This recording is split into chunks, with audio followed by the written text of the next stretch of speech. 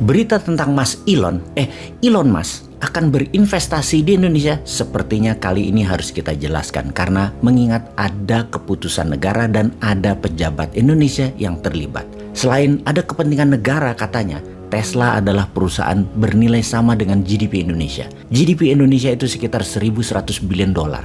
Tesla nilainya 1.050 billion dolar. Selisih 50 billion dolar saja, di mana dalam akhir tahun 2022 ini lewat itu nilai Tesla di atas GDP Indonesia. Sebuah deal bisnis yang tidak main-main harusnya. Bisnis G2B atau government to business berkedudukan sejajar dari sisi nilai perusahaan dibandingkan GDP negara. Sementara Indonesia niat aslinya adalah bagaimana memanfaatkan nikel Indonesia untuk bagian dari baterainya Tesla. Kira-kira niatnya begitu.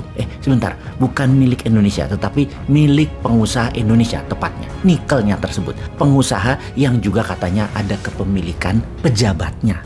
Lebih tepatnya lagi itu kira-kira. Jadi penting untuk disegerakan oleh negara. Di mana kemudian ada komentar dari banyak pengamat ekonomi dunia yang mengatakan hati-hati dengan Mas Elon yang jago flexing. Gebrakan langkahnya memang banyak mengandung PHP dan propaganda. Dari 10 yang dipropagandakan, 1 atau 2 saja yang dikerjakan. Namun dapat hype-nya.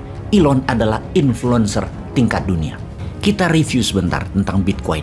Beberapa saat yang lalu dimainkan oleh Elon, naik hingga 100% nilai Bitcoin, yaitu diserok di bawah, digiring dengan kalimat Twitter berkali-kali, sekarang beli mobil Tesla pakai Bitcoin.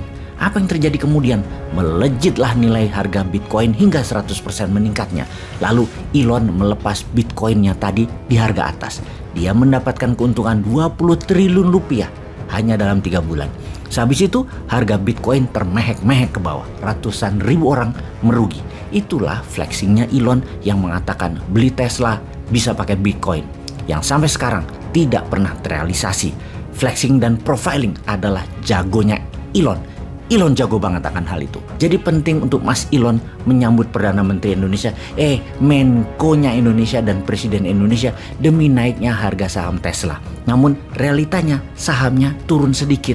Dan maaf sekali lagi, harga saham Tesla turun setelah berita kunjungan pihak Indonesia. Pastinya bukan efek dari kunjungan itu. Kunjungan tersebut membuat euforia di Indonesia dan itu baik. Setidaknya niatnya baik. Namun apakah ada efek lainnya lagi? Ada cuan buat pejabatnya? Buat Indonesianya? Salah mulu nih gue kali ini ngomongnya. Kita lanjut.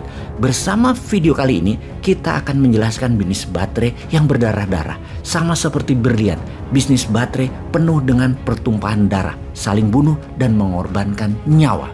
Namun sebelum ke sana kita harus memahami dunia saat ini adalah dunia yang penuh dengan kompetisi, di mana dalam industri kendaraan listrik kunci utamanya adalah baterainya.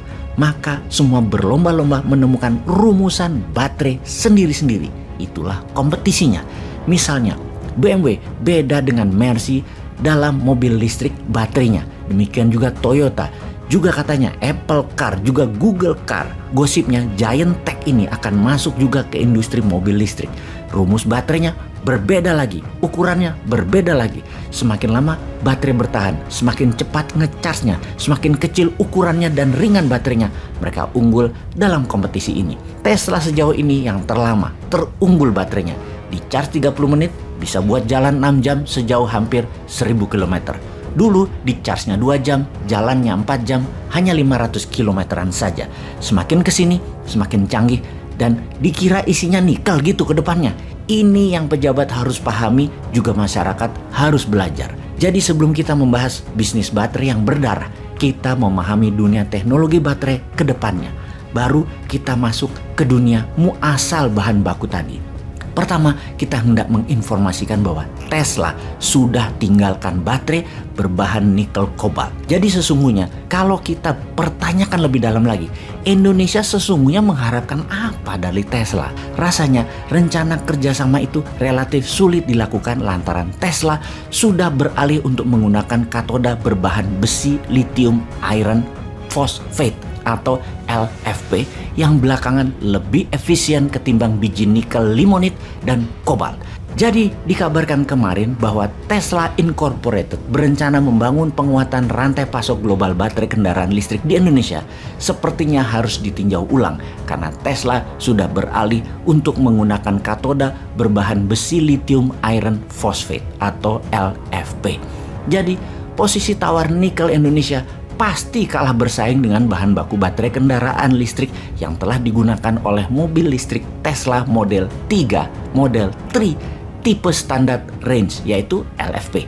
Mengapa hal itu terjadi? Kita sekedar mengingatkan, pernah suatu hari dulu Indonesia membuat kebijakan dengan moratorium ekspor nikel ore. Efeknya, harga nikel dunia meningkat jadi mahal akibat moratorium ekspor nikel ore dari Indonesia tersebut. Solusinya, Tesla mencari cara dan ketemu bahwa salah satu sumber baterai yang murah dan aman itu menggunakan LFP. Kemudian sejak saat itu kita melihat kompetisi antar baterai yang diproduksi oleh LFP versus nikel kobalt.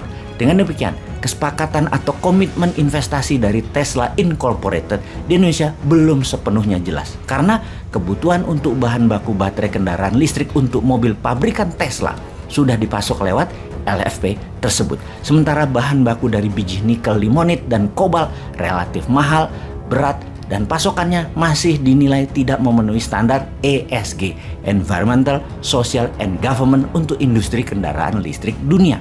Ini yang masih menjadi pertanyaan, apakah memang Tesla tertarik kembali pakai nikel?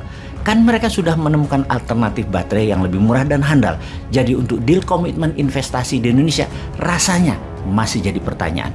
Seperti diberitakan sebelumnya, Elon Musk mengaku antusias dengan potensi kerjasama dengan Indonesia. Elon saat ini tengah mempelajari lebih lanjut ihwal sejumlah peluang yang bisa dijajaki di Indonesia. Hal ini dikutip dari kanal YouTube Sekretariat Presiden. Kita pertanyakan sekali lagi, apa benar Mas Elon akan mengerjakan apa yang dikatakan atau itu semua hanya manis-manis lambe?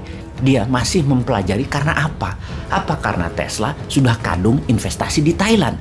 Kita semua tahu bahwa Tesla sudah duluan berinvestasi di Thailand. Tesla resmi meramaikan industri otomotif Thailand dan sudah terdaftar di laman website Department of Business Development Ministry of Commerce-nya Thailand pada 25 Mei 2022 yang nilai investasinya 3 juta baht atau sekitar 1,2 triliun rupiah. Tujuan Tesla di Thailand adalah menjual mobil listrik atau electric vehicle dan juga akan memasang sistem sektor energy storage system ESS atau sistem penyimpanan energi. Wujud realisasi tersebut bukan hanya wacana atau tahap negosiasi, namun sudah tahapan kerja.